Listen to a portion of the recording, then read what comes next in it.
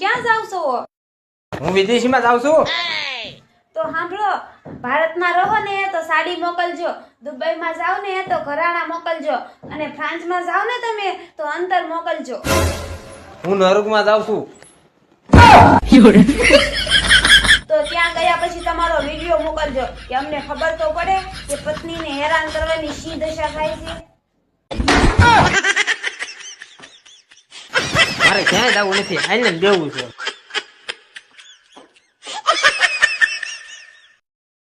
હાલો mummy, તમે છે ને મને નાની ટેન્શન લઈ જાઓ, નથી રહેવું મારે આની આરે.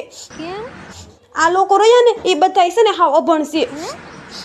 સવારમાં મને 11 વાગે જગાડીને એમ પૂછે છે ટાઈમ જોયો, ટાઈમ જોયો. આ લોકોને છે ને કોઈ ટાઈમ જોતા નથી આવડતું. લઈ જાઓ તમે મને અહીંથી, નથી રહેવું મારે આની આરે.